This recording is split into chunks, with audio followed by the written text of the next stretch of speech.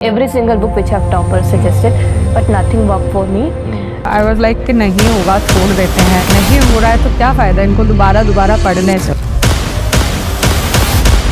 I would like to thank Study IQ. I got connected to Study IQ. Study IQ ने मेरा mains तक मैंने साथ दिया, उसके बाद भी उन्होंने मेरा साथ नहीं छोड़ा। And I have taken this mock at Study IQ. And I would recommend Study IQ. Yes, I will definitely recommend Study IQ. दोस्तों आज है 12 जून की तारीख। आज से अगर 50 वर्ष पहले की बात करें तो 1975 को 12 जून के दिन हमने एक ऐसा मामला देखा, एक ऐसा केस देखा जिसने न सिर्फ भारत बल्कि संपूर्ण विश्व में लोकतंत्र की छवि को तार तार कर दिया। भारत की बात करें तो भारत के लोकतांत्रिक इतिहास में जो सबसे बड़ा काला बट्टा, जो सबसे बड़ा प्रहार दिखता है, वो इसी 12 जून को उसकी आधारशिला रखी गई। आज हम उस केस के बारे में बात करेंगे।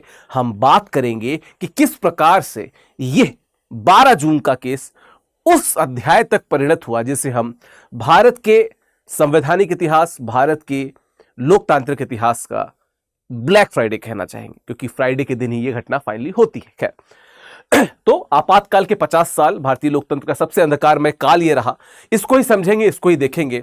हुआ क्या था 1960-70 की अगर बात करें तो जब हम शुरुआत में नेहरू जी की मृत्यु देखते हैं, उसके बाद हम लाल बहादुर शास्त्री जी को प्रधानमंत्री बनते देखते हैं और फिर उसके बाद हम सबको पता है कि किस प्रकार उनकी मृत्यु हुई और पूरा भारत शॉक में था और बहुत सी बातें चल रही थी सियासी हलकों में कि मृत्यु थी या उनको मार दिया गया। खैर, इस दौरान नेहरू जी की पुत्री इंदिरा गांधी ने भारत में सरकार की कमान संभाली। शुरुआत में उनको गूंगी गुड़िया कहा जा रहा था। ऐसा माना जा रहा था कि क्या होगा, महिला है, ज्यादा से ज्यादा क्या करेंगे। पितृसत्ता के दंभ में जो भारत चूर था उसे इंदिरा गांधी में शुरुआत में सिर्फ एक गूंगी गुड़िया ही दिख रही थी। लेकिन जब हम 1971 के बांग्लादेश के युद्ध को देखते हैं, जब बांग्लादेश एक देश के रूप में बना, पूर्वी पाकिस्तान को काट के एक नया देश बना दिया, तब पूरे विश्व ने उसी गूंगी गुड़िया के लौह महिला अवतार को देखा।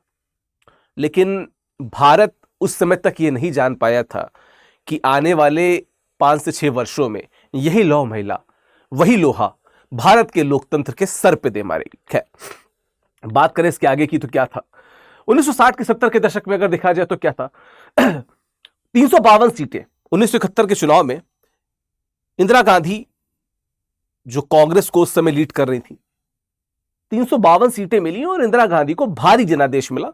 352 सीटें, आपको पता है कि अगर लोकतंत्र की बात करें, भारत में लोकसभा की बात करें तो 352 सीटें ठीक ठाक बहुमत की बात करते हैं।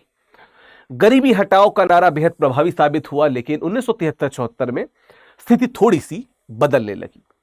तेल संकट के कारण महंगाई बढ़ी, भ्रष्टाचार के आरोप लगे और विपक्ष मजबूत होने लगा। इस दौरान कुछ कुछ जगहों पे जो इनके सुपुत्र थे संजय गांधी, उनकी आक्रामकता के भी चर्चे थे। तो कांग्रेस की स्थिति थोड़ी सी पतली होती जा रही थी और इसी चुनाव में 1971 के चुनाव में जो इनके विरुद्ध खड़े थे राजनारायण जी, हारने के बाद उन्होंने ये कहा कि 1971 के चुनाव में धांधली की है इंदिरा गांधी ने, और उसी धांधली से शुरू होता है वो काला अध्याय जहां से कोई भी भारतीय निकल जाना चाहेगा। ठीक है, मेरी आज थोड़ी तबीयत ठीक नहीं है तो हो सकता है बीच में आपको कुछ खांसने की जैसी चीजें सुनाई दे, लेकिन ठीक है, थोड़ा सा बेयर कीजिएगा। खैर, जयप्रकाश नारायण के नेतृत्व में संपूर्ण क्रांति का आंदोलन शुरू हो गया था। बिहार में छात्र आंदोलन तेज हुआ, गुजरात में नवनिर्माण आंदोलन चला, देश में अशांति का माहौल था और इस समय इंदिरा गांधी के करीबी सलाहकार संजय गांधी की भूमिका भी विवादित थी, जैसा मैंने बताया। और एक अलग प्रकार का क्रिटिसिज्म संजय गांधी को मिल रहा था उनकी आक्रामकता के लिए, जबकि अगर हम उनके बड़े बेटे यानी राजीव गांधी की बात करें तो उनका व्यवहार लोकतंत्र के हिसाब से उतना आक्रामक नहीं था, लेकिन संजय गांधी को क्रिटिसिज्म मिल रहा था और वो बहुत करीबी थे। अच्छा, मैं आगे बढ़ूं तो बताता चलूं कि स्टडी IQ में इस समय ग्रेट लर्निंग फेस्टिवल सेल चल रही है, 15 जून तक ये सेल चलेगी। और अगर आप हमारे P2I फाउंडेशन बैच में जुड़ना चाहते हैं, माफ कीजिएगा मेरा गला थोड़ा ठीक नहीं है, तो आप विकास लाइव कोड का प्रयोग करके अधिकतम डिस्काउंट यहां पे प्राप्त कर सकते हैं। आप देख सकते हैं यहां पे अधिकतम डिस्काउंट, ठीक है। इस बैच में एडमिशन की अंतिम तिथि क्या है? 15 जून है। और मैं एक चीज आपको बता दूं कि अगर आप इसे जुड़ना चाहते हैं तो आप एक काम क्या कर सकते हैं, आप स्टडी IQ की वेबसाइट पे जाके, ठीक है, आप स्टडी IQ की वेबसाइट पे जाके, आप स्टडी IQ की वेबसाइट पे यहां पे जाके, मैं बैक जा रहा हूं एक बार, और यहां पे आपको फिर से स्टडी IQ आप यहां पे सर्च करेंगे। हाँ, स्टडी IQ सर्च किया, जो पहली साइट है आप इस पर क्लिक करेंगे जो आपको दिख रही है यहाँ पे। मेरे ख्याल से किसी का अकाउंट खुला हुआ है इसलिए थोड़ी सी समस्या हो रही है, खैर कोई बात नहीं, मैं आपको अलग से खोल के दिखा दे रहा हूँ। अगर आप यहाँ पे देखेंगे तो हमारे बहुत सारे बैचेस हैं व्यूअल कोर्सेज में, आप यहाँ पे जाके देख सकते हैं, वैसे भी आपको दिख जाएगा, ठीक है। हिंदी के कोर्स में जाना है और हिंदी के कोर्स में देखिए यहाँ पे हमारे प्रतिज्ञा बैच है, आप देख सकते हैं 15 जून को इसमें एडमिशन क्लोज हो रहा है, सेल की इसमें नोटिफिकेशन आपको दिख रही है। आप बाई नाउ पे जाके यहाँ पे बहुत सारे कोड अवेलेबल होंगे, आपको इन कोड्स पे नहीं जाना है। ऐड प्रोमो कोड पे आप क्लिक करिए और यहाँ पे आप कोड इस्तेमाल कीजिए, क्या? विकास लाइव। यहाँ पे कोड लिखा हुआ विकास लाइव, VIKASLIV, विकास लाइव कोड को जब अप्लाई करेंगे तो आप देखिए कि इंस्टेंटली आपको मैक्सिमम डिस्काउंट यहाँ पे मिल गया, इंस्टेंटली आपको यहाँ पे मैक्सिमम डिस्काउंट देखने को मिल रहा है। तो आप हमारे बैच से जुड़ सकते हैं इस दौरान अधिकतम डिस्काउंट के लिए। बैच के बहुत सारे फीचर्स आप वहां पे PDF अपलोडेड होगी, उसको डाउनलोड करके आराम से विस्तार से पढ़िए, चीजें और बेहतर आपको वहां पे समझ में आएंगी। चलिए बात करते हैं आगे की, तो क्या चीजें कैसे हुई थी। इलाहाबाद हाई कोर्ट का ऐतिहासिक फैसला आया। जब क्या हुआ, आपातकाल की सबसे बड़ी वजह था, क्यों? क्योंकि इलाहाबाद उच्च न्यायालय का वह ऐतिहासिक फैसला जो था 12 जून 1975 को आया था, आज की तारीख, ठीक है। जस्टिस जगमोहन सिन्हा का नाम याद रख लीजिएगा, उनका नाम अभी यहां पे आने वाला है, ठीक है। हुआ क्या था, राजनारायण बनाम इंदिरा गांधी का जो मामला था उसमें हुआ क्या था कि 1971 के लोकसभा चुनाव में रायबरेली से इंदिरा गांधी ने समाजवादी नेता राजनारायण को लगभग 1,12,000 वोटों से हराया था। राजनारायण ने चुनावी धांधली का आरोप लगाते हुए इलाहाबाद उच्च न्यायालय में इसके खिलाफ याचिका दाखिल कर दी कि भाई इन्होंने धांधली की थी, ठीक है।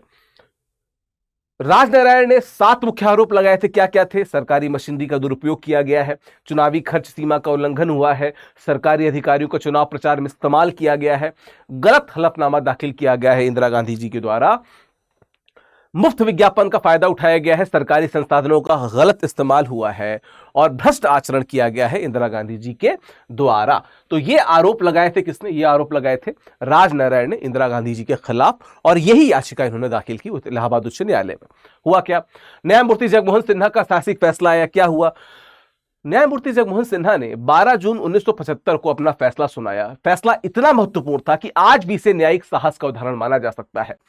वर्तमान मुख्य न्यायाधीश ने भी इसे महान साहस का फैसला कहा है, ठीक है।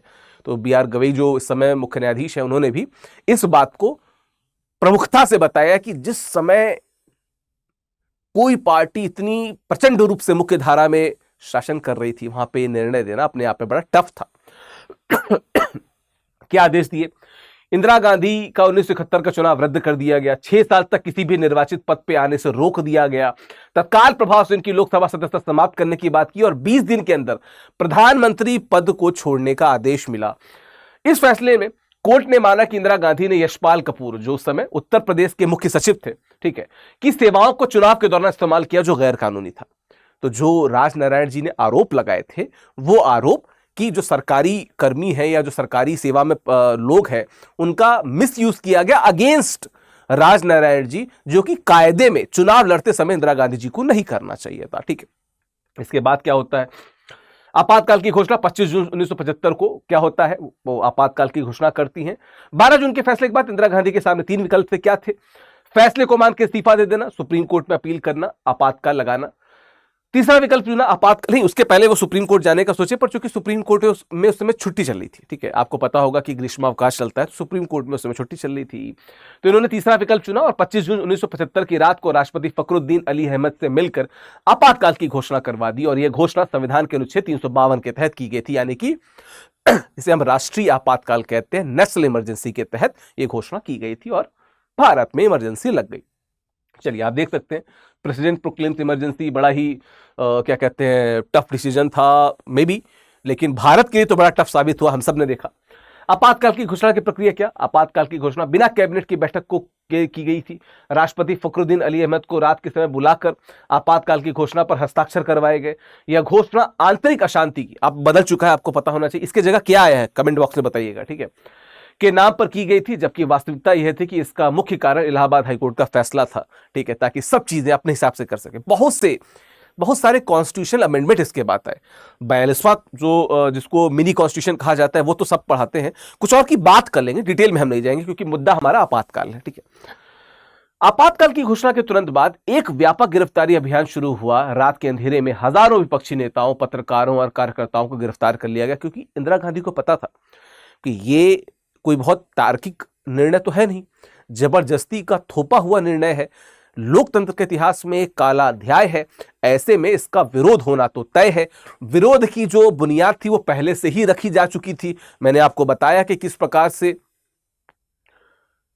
जो विपक्ष था वो लगातार मजबूत होता जा रहा था, और इंदिरा गांधी को पता था कि ऐसे में सबसे पहला काम क्या करना चाहिए कि उन सबको जेल में डाल दिया जाए, ठीक है। तो वो चीजें शुरू होती हैं, ठीक है। चलिए, आपातकाल के दौरान कुछ जो संवैधानिक बदलाव हुए उनमें से 38वां संवैधानिक संशोधन था, जिसमें राष्ट्रपति द्वारा आपातकाल की घोषणा को न्यायालय में चुनौती देने पर रोक लगाई गई, ठीक है। आपातकाल के दौरान केंद्र सरकार के फैसलों पर न्यायिक समीक्षा का अधिकार समाप्त कर दिया गया, no judicial review for that, ठीक है। जो 39वां संविधान संशोधन था 1975 में आया, इसमें क्या हुआ, प्रधानमंत्री, लोकसभा अध्यक्ष और राष्ट्रपति से संबंधित चुनावी विवादों को न्यायालय के क्षेत्राधिकार से बाहर कर दिया गया। कोर्ट यानी कि सुप्रीम कोर्ट या हाई कोर्ट इस पर निर्णय नहीं ले सकती। इसमें देखिए प्रधानमंत्री भी शामिल है, तो इंदिरा गांधी ने खुद को ही सेफ प्ले कर लिया, बाकी 2 एडिशनली 3 एडिशनली ऐड कर दिया इसमें, ठीक है।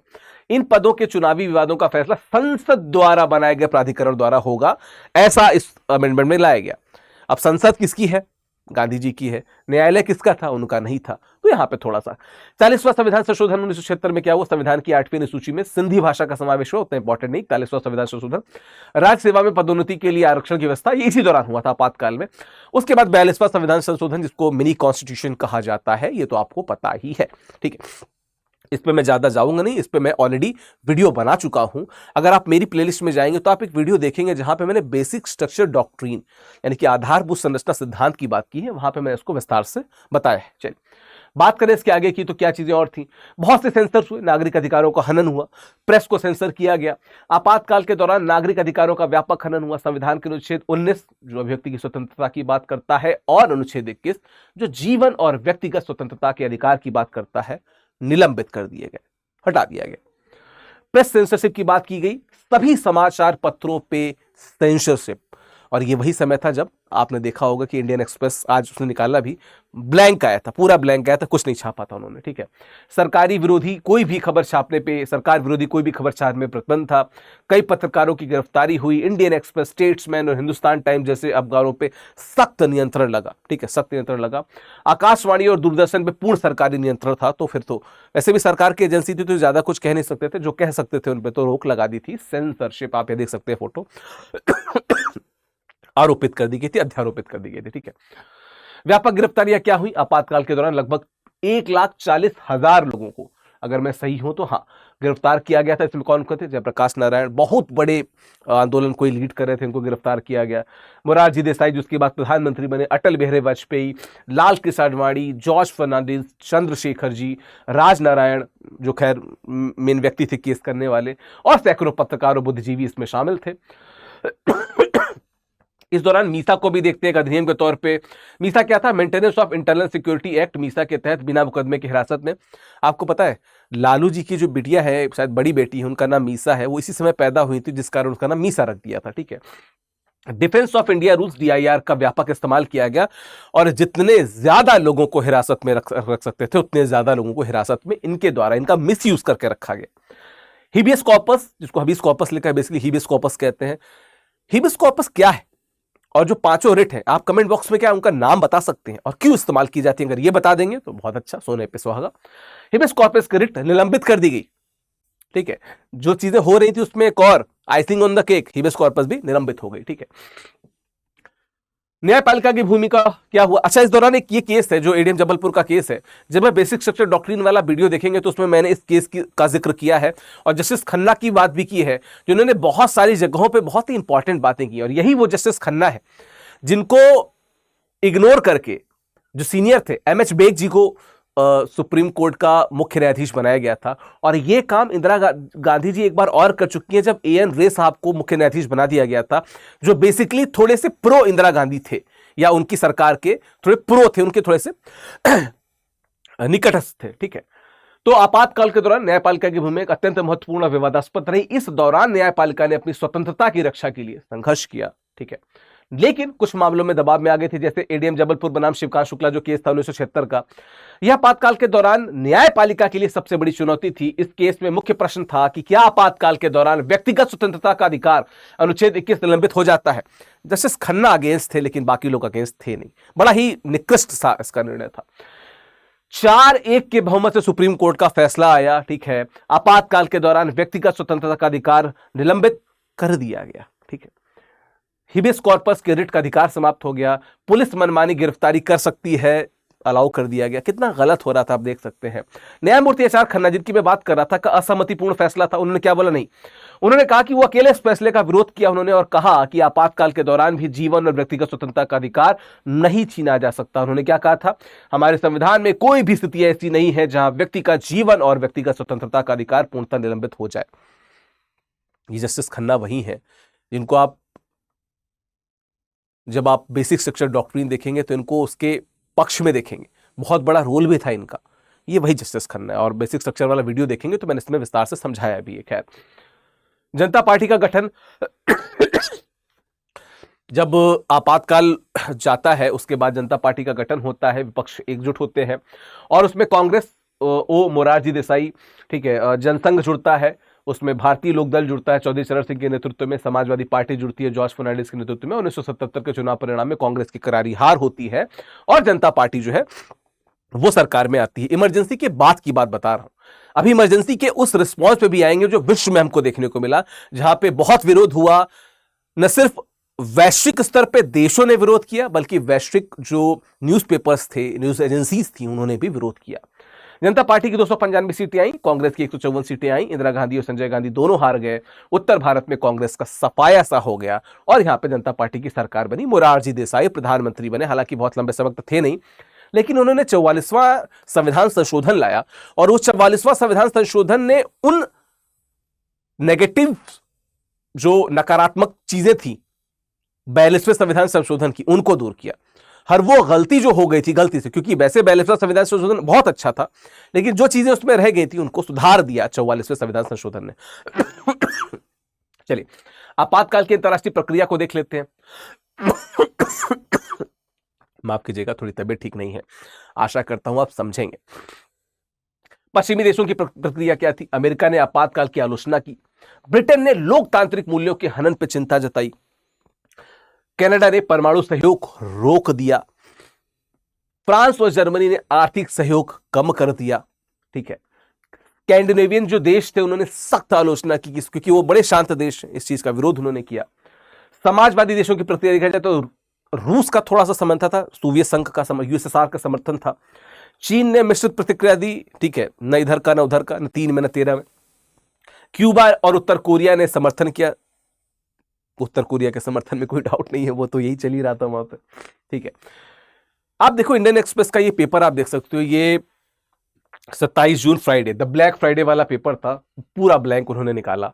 ठीक है, अंतर्राष्ट्रीय मीडिया की प्रक्रिया देखी जाए तो न्यूयॉर्क टाइम्स ने कड़ी आलोचना की, वॉशिंगटन पोस्ट ने भारतीय लोकतंत्र की हत्या की बात कही, बीबीसी ने आपातकाल को काला कानून बताया, टाइम मैगजीन ने इंदिरा गांधी को एशिया की तानाशाह कहा। ठीक है, इंडियन एक्सप्रेस और स्टेट्समैन जैसे जो न्यूज़पेपर्स थे उनकी भी प्रतिक्रिया कुछ ऐसी ही थी जो आप मेरे पीछे फोटो में देख सकते हैं। ठीक है, आपातकाल से हमको सीख क्या मिलती है? लोकतंत्र की नाजुकता बहुत नाजुक है, खेलना नहीं चाहिए इसको, जो इंदिरा गांधी ने खेल खेला वैसा खेलना नहीं चाहिए। न्यायपालिका, मीडिया और चुनाव आयोग की स्वतंत्रता कितनी जरूरी है?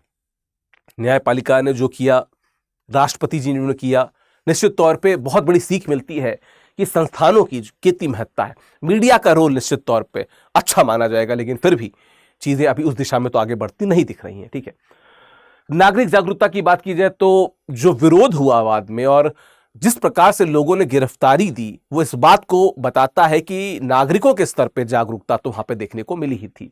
विपक्ष की भूमिका भी बहुत मजबूत थी और वो एक मजबूत लोकतंत्र की तरह से दिखता है, और बाद में एकजुट होकर चुनाव लड़ते हैं इंदिरा गांधी के खिलाफ और जीतते हैं। मोरारजी देसाई सरकार में आते हैं, जिसकी अभी हमने बात की।